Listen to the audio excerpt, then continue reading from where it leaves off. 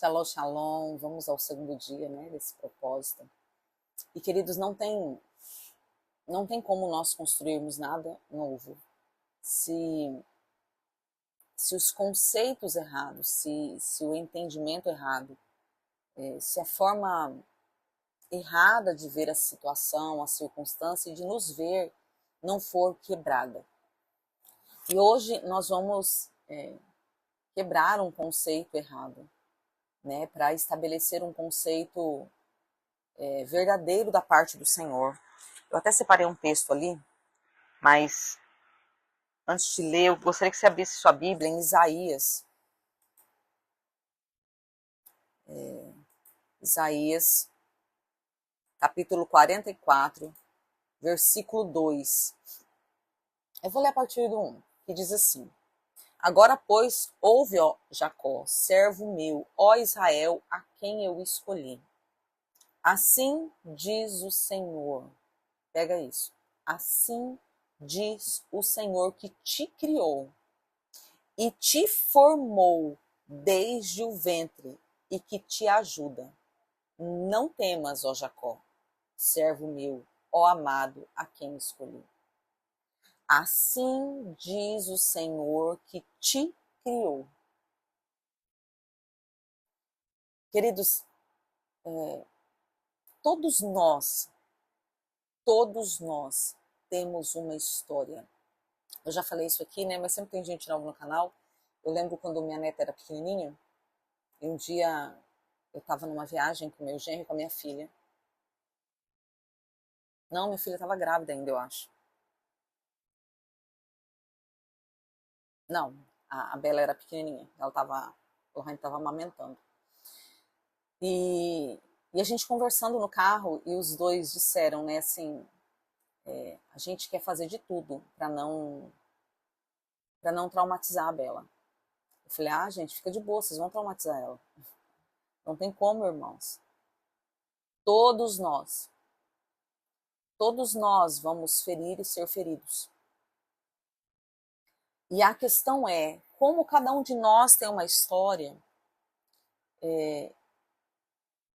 e com certeza a história de dor de alguns é muito maior do que a história de dor de outros, né?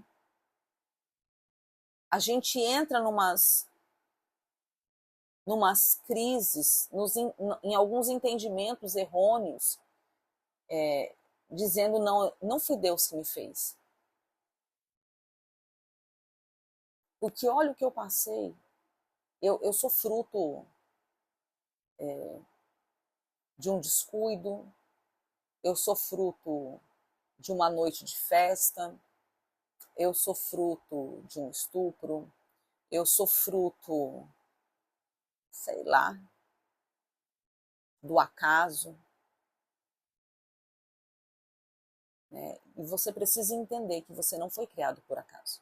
Há um tempo atrás, há uns anos atrás, uns 2, 3 anos atrás, talvez um pouquinho mais, eu escutei um pregador da palavra dizendo assim: homens fazem sexo, Deus faz filhos. E aquilo, irmãos, foi tão forte no meu coração naquele dia, me trouxe uma clareza de entendimento. Se homens tivessem poder de fazer filhos, não existiriam nem homens e nem mulheres estéreis. Isso mostra que o poder de gerar um filho não está em nós. Então, independente do que aconteceu, né, a gente está falando do propósito, mas se eu não entender que eu sou um propósito de Deus para cumprir um propósito, que eu fui projetada por Deus, eu não vou chegar a lugar nenhum, porque eu vou ficar em volta das minhas dores o tempo inteiro, em volta das minhas dúvidas, das minhas crises. Mas é porque eu fui fruto de um adultério. Não, você foi o ato que te formou, o ato que deu a oportunidade de te formar foi um adultério. Mas Salmo 139, vamos lá?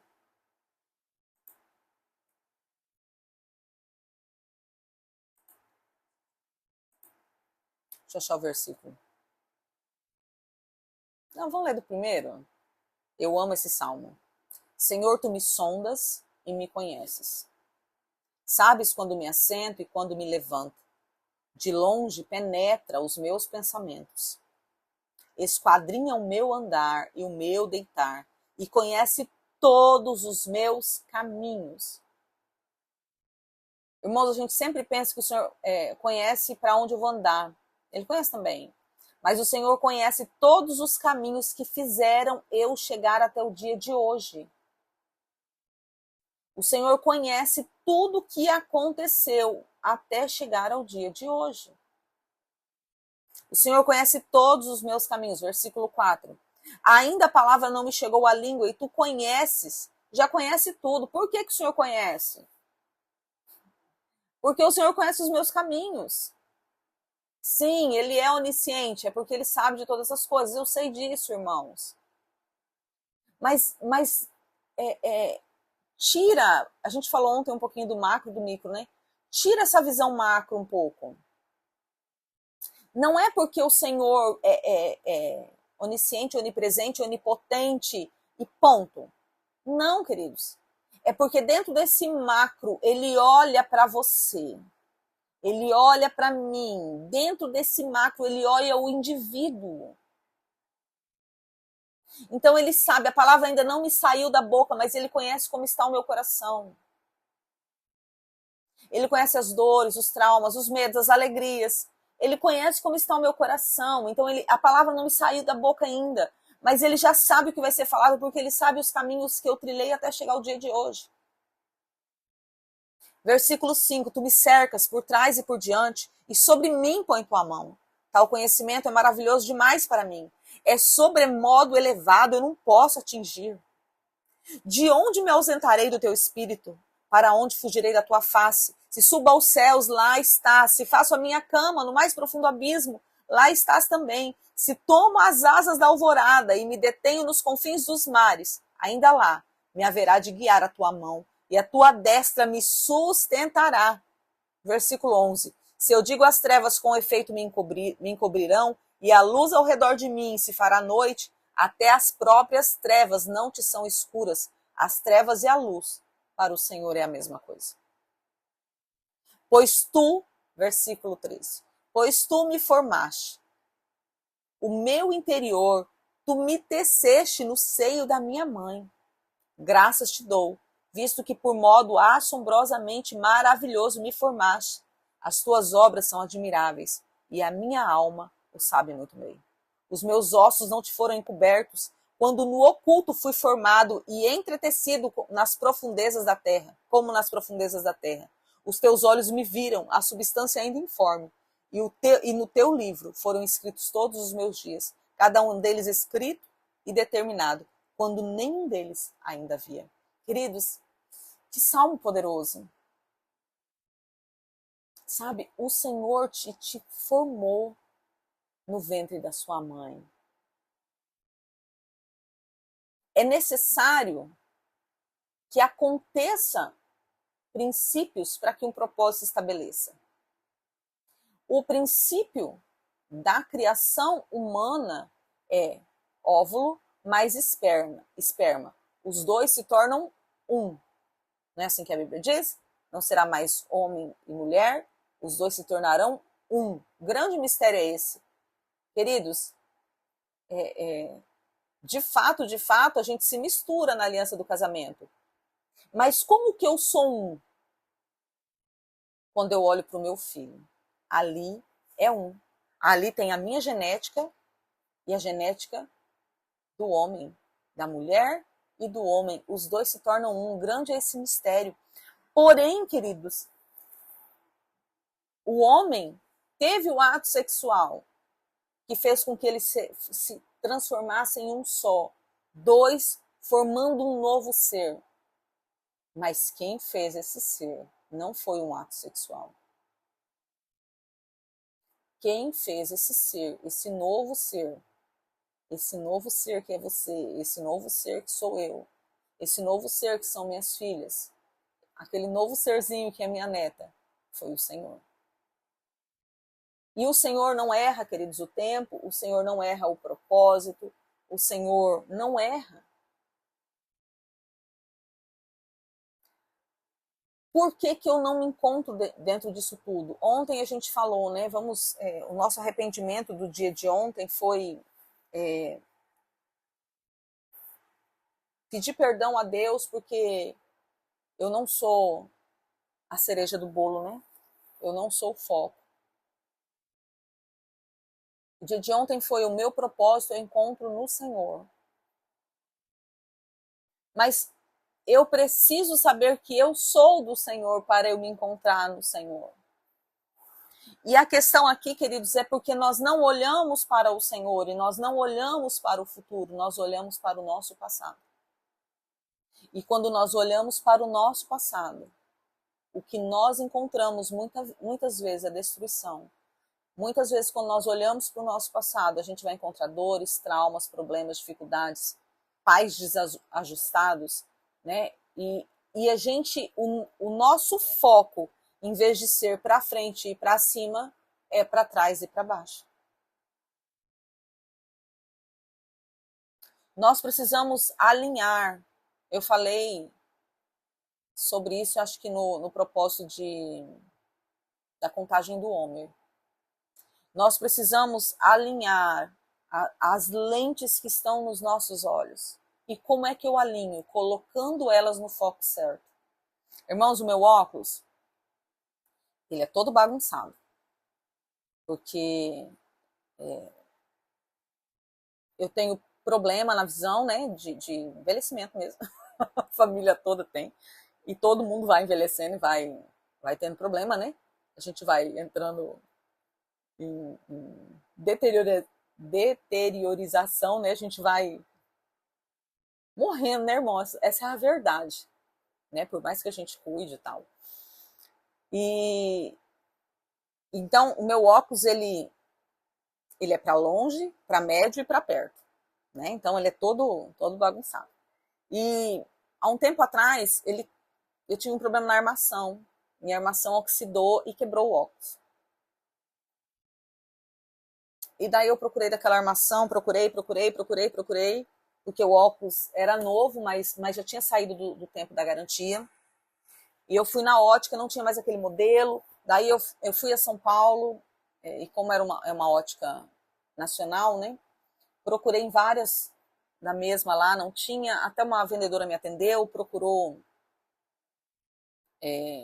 conversar com o vendedor e não encontrou da armação. E daí um dia eu andando, passei em frente a um lugar que tinha, andando em São Paulo, um lugar que tinha várias óticas juntas lá. E eu fui procurar armação. Falei, eu vou achar uma armação, porque estava muito difícil. E como essa lente é muito complicada, ela é cara, irmãos. E daí não valia a pena eu fazer um outro óculos, né? Ia ficar caro. Tá, toda a história de quem usa óculos sabe, né? As lutas. Mas resumo, eu achei uma armação. Não, o rapaz me mostrou uma armação e falou assim, essa daqui dá. Daí eu falei assim, moço, eu acho que não dá. Por causa da minha lente, né, e tal. Ele falou assim, não, eu vou levar ali na ótica pra olhar. Daí ele voltou e falou assim, senhora, não vai dar. Porque se a gente... Eles eram um cantinho assim do óculos, ó. Sabe, um cantinho assim que não dava, o restante dava. Era um cantinho que tinha que tirar. E ele falou assim, não vai dar, porque senão vai mudar o foco do seu óculos. Isso queria dizer, queridos, que eu não iria enxergar. E isso acontece conosco. O foco da minha visão está no lugar errado.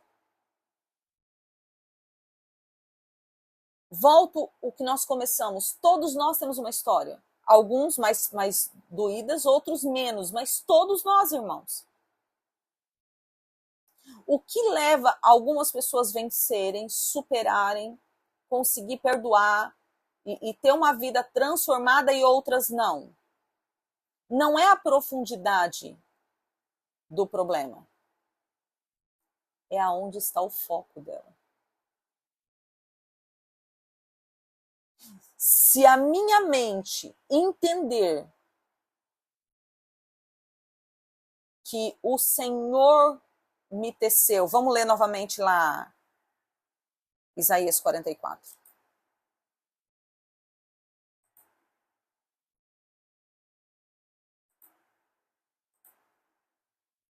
Assim diz o Senhor que te criou, que te formou desde o ventre.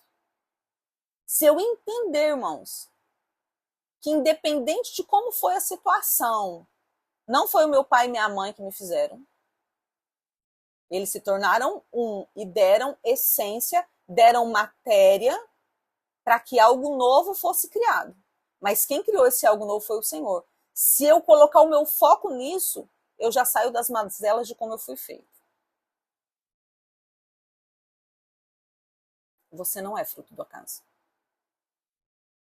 O Senhor te teceu no ventre da sua mãe com um propósito.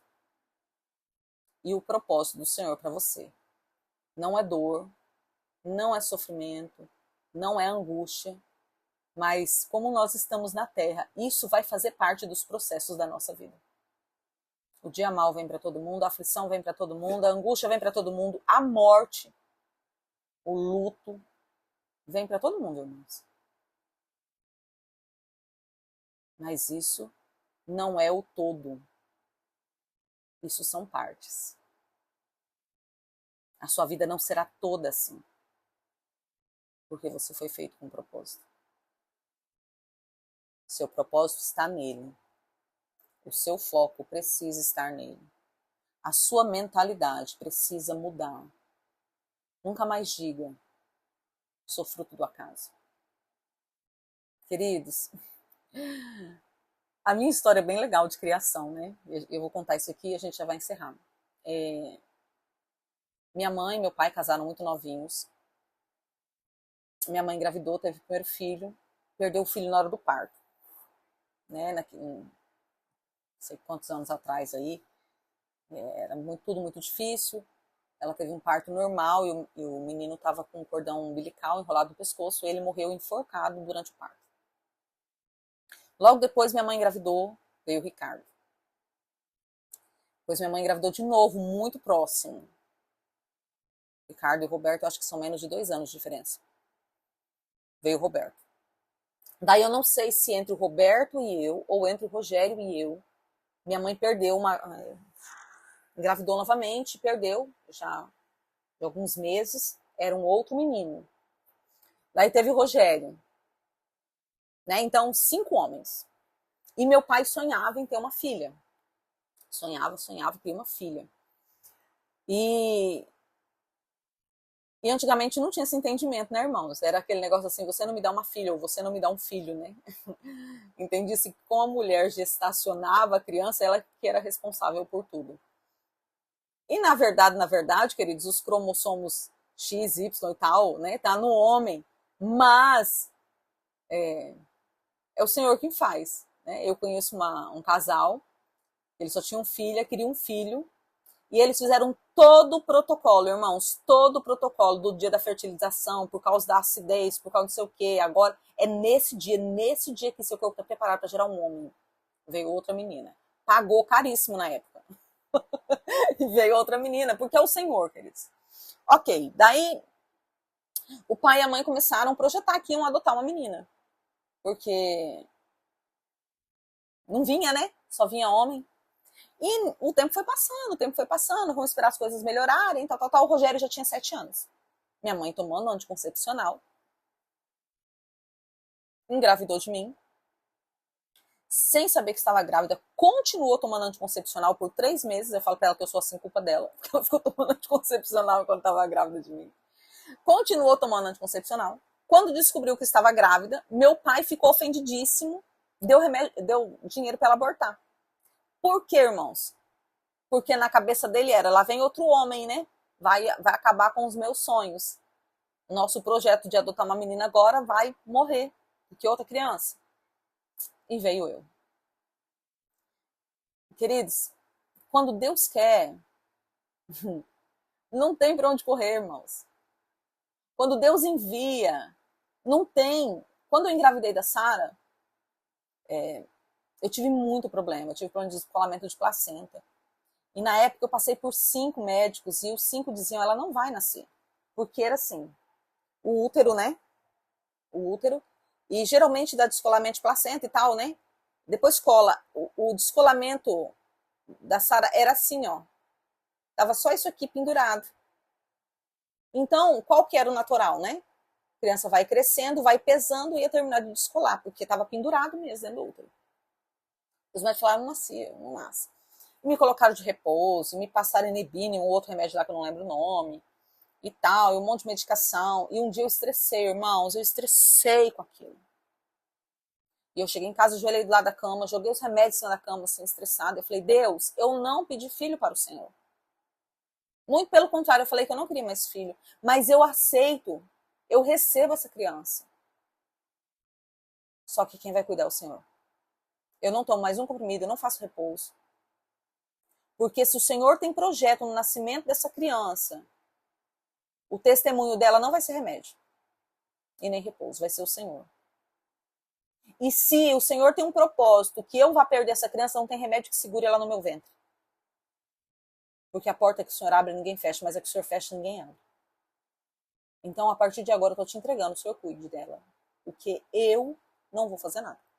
Irmãos, não estou aconselhando ninguém a fazer isso, amém? Em nome de Jesus. Essa foi a minha história, né? Em resumo, tá aí minha filha, pastora, 25 anos. Nasceu, irmãos. Porque é um propósito. Há um propósito.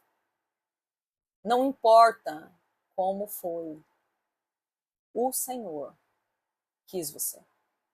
O Senhor enviou você, o Senhor liberou você, o Senhor formou o seu corpo. O Senhor te desenhou, te projetou para um propósito. Então hoje, o nosso momento de conserto diante do Senhor é: Senhor, me perdoa. Me perdoa por ter murmurado. Me perdoa por ter reclamado. Me perdoa por ter tirado a glória da tua criação e ter colocado em coisas humanas, corruptíveis, dizendo que eu sou fruto do acaso. Eu não sou fruto do acaso, eu sou um fruto do Senhor. Eu posso estar desalinhado, eu posso estar sem entender nada, eu posso estar ferido, machucado com coisas que eu passei. Mas independente de como eu esteja, o Senhor me fez no ventre, o Senhor me colocou no ventre da minha mãe. Independente de como foi a relação sexual dos dois para que eu nascesse, o Senhor escolheu aquele tempo para que eu viesse à terra. Ore, irmãos, ore, fala: Deus, eu estou aqui, eu quero ser aquilo que o Senhor me chamou para ser. Então muda a minha mentalidade, ajusta o foco da minha visão para que eu olhe para o lugar certo e na posição certa. Lembra o que eu falei? A nossa posição seria para frente e para cima. Eu tenho um propósito que vem de Deus, mas a gente olha para trás e para baixo. Então não é só ajuste o meu foco, mas faz com que eu olhe para a direção certa. Que o Senhor te abençoe, abençoe sua casa e que você receba do Senhor esse entendimento de que você não é um fruto do acaso. Que o Senhor te abençoe. A gente volta amanhã em nome de Jesus. Shalom, shalom, queridos.